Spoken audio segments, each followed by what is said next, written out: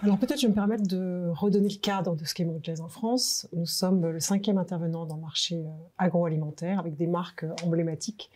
Lu, Milka, Côte d'Or, Belin. Nous représentons 3000 personnes en France et nous intervenons sur 12 sites, dont 9 sites industriels. Et du coup, notre ancrage industriel est un point extrêmement important qui est devenu d'autant plus important après la crise du Covid parce que les consommateurs sont très attachés à la proximité et à la production locale. Sur nos sites, nous investissons régulièrement, puisque en moyenne, nous investissons de l'ordre de 20 millions d'euros par an. Et les 2 dernières années ont été exceptionnelles. L'année 2021, on a investi 50 millions d'euros sur notre site de Jussy, qui malheureusement avait connu un incendie. Et nous avons décidé, après réflexion, d'en faire un vrai site pilote pour le groupe, un site plus moderne, plus compétitif, au plus haut standard de sécurité pour vraiment développer nos capacités de production. Plus récemment, il y a quelques semaines, on a annoncé un investissement sur notre site de Cestas, en Gironde, pour augmenter nos capacités de production sur des marques telles que Petit Écolier, Mikado ou Granny. Ce qui s'est passé pour Mondelez au cours des 2-3 dernières années est totalement typique de ce que le baromètre reflète pour la majorité des entreprises. Les entreprises historiquement présentes continuent à investir. En gros, la France fidélise, est de plus en plus attractive. Donc, les entreprises présentes continuent à investir de plus en plus.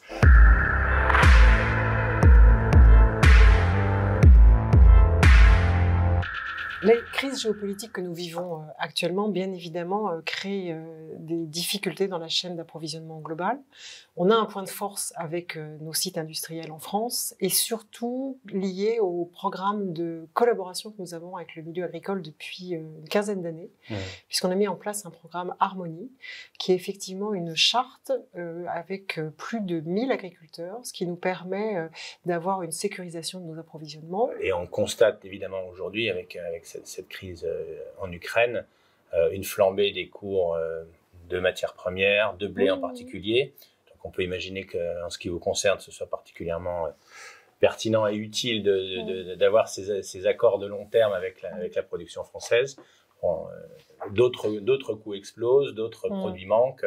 On parlait des engrais évidemment, donc ça c'est probablement quelque chose qui vous impacte, mais au moins le blé et les approvisionnements, vous n'êtes pas dépendant du Canada, de l'Inde qui vient de fermer aussi ses frontières d'exportation de blé, ou évidemment de l'Ukraine et de la Russie en particulier. Et donc notre programme Harmonie, c'est un atout à long terme. Ça l'est depuis des années, puisque effectivement il y a à la fois la sécurisation de nos volumes, mais c'est aussi la valorisation de l'agriculture française. Les agriculteurs avec qui on travaille ont aussi un vrai intérêt, puisqu'il y a un aspect de grandir ensemble. On fait évoluer nos programmes en termes de mesures environnementales, et du coup c'est aussi un moyen pour eux de se développer, de développer leurs compétences, on les forme, donc c'est un vrai programme gagnant-gagnant.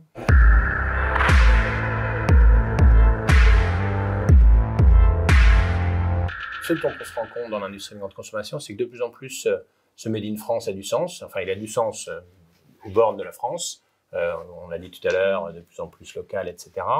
Mais on voit beaucoup d'entreprises, alors tech évidemment, mais également de grande consommation, qui revendiquent ce Made in France, qui est une réassurance de qualité, de soins, d'approvisionnement sélectionné, de soins apportés, et qui permet à la fois de bien vendre, mais aussi de créer de la valeur, de dire mon produit n'est pas n'importe quel produit, et j'ai vraiment un produit de qualité entre les mains.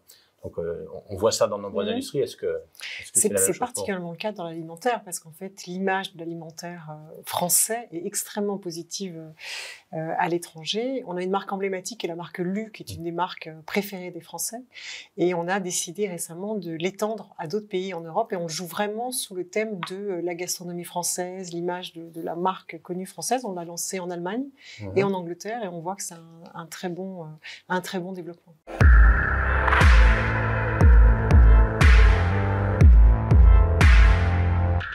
La France pâtit historiquement de son image, donc je pense que les sujets récurrents de la fiscalité, du droit social, des relations industrie-commerce sont des points qui sont attachés à notre image depuis des années. Il y a beaucoup de progrès qui ont été faits. Bien évidemment, l'évolution de la fiscalité sur les entreprises en permet une meilleure attractivité du sol français, mais je pense que on a attaché à notre image des points qui demeurent récurrents. La France apparaît, vue de l'extérieur, comme un pays difficile à réformer, même si beaucoup de choses ont été faites. Et dès qu'il y a un soubresaut, que ça soit un mouvement social, que ça soit des élections, que ça soit des mécontentements qui s'expriment, quand on le voit de loin, ça peut prendre une résonance particulière. Vous parliez tout à l'heure des industries, des relations industrie-commerce. Les négociations de contrats annuels français sont extrêmement difficiles à faire accoucher dans un contexte qui a été longtemps déflationniste, enfin qui redevient un peu inflationniste, et avec un contexte légal qui est assez incompréhensible pour vos collègues, probablement chez Mondelez dans les autres pays, ou pour d'autres entreprises. Voilà. Non, mais c'est sûr que cet aspect législatif est extrêmement important. C'est quand même une spécificité de la France. Hein. Cette capacité à régenter, par exemple, la relation industrie-commerce, c'est une vraie spécificité. Et vous le disiez très bien, c'est très compliqué d'expliquer à des gens à l'international la réalité des relations industrie-commerce en France. Quand on regarde l'évolution de la loi Egalim, ça nécessite quand même tout un travail de transparence qui est compliqué à mettre en place pour une société comme la nôtre. Et c'est challenging de l'expliquer au niveau européen, ne serait-ce qu'au niveau européen, sur pourquoi il faut donner cette transparence, pourquoi on doit maintenant conclure des contrats plus longs avec nos fournisseurs. Ça semble un peu une île par rapport à ce qui se passe dans d'autres pays. Oui, tout à fait.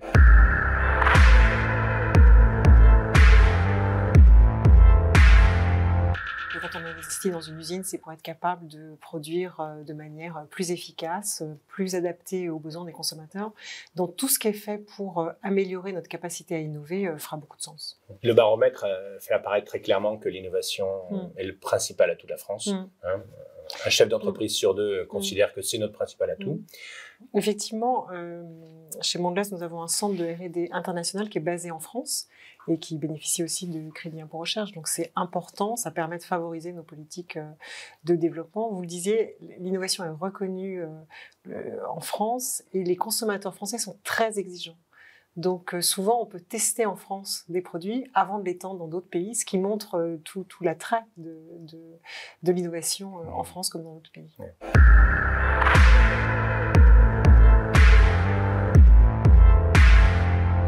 Aujourd'hui, quand on est un jeune étudiant, on a plus envie d'aller travailler dans une start-up que dans une multinationale.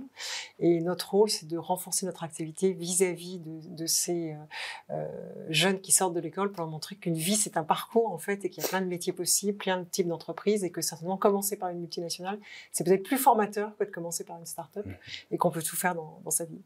Ce dont on se rend compte, c'est que l'enseignement supérieur... Il y a deux écueils sur ce sujet-là. Un, c'est un petit peu une fatigue et un outil d'enseignement supérieur qui est vieillissant, d'une part, et qui souffre d'un manque d'investissement, et d'autre part, qui ne va pas obligatoirement former les personnes à des sujets innovants, digitaux, technologiques, etc. Donc il y a probablement quelque chose à faire pour mieux sourcer, mieux former les gens dont nous aurons besoin demain pour créer plus d'innovation.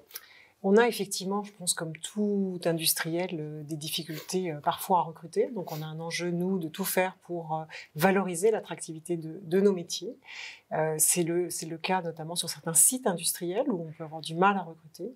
On a, sur un des sites que j'ai déjà cité, Toulouse, mis en place un programme de partenariat avec la métropole de Toulouse, de manière à pouvoir sourcer de manière plus facile certains profils. Donc, à la fois la métropole, avec Pôle emploi, présélectionne des candidats et nous engageons à les rencontrer, à les accueillir sur nos sites, à les former et à pouvoir leur proposer des contrats. Donc je pense que c'est des partenariats qui font beaucoup de sens et qui vont dans le sens de renforcer encore notre ancrage local. Ouais.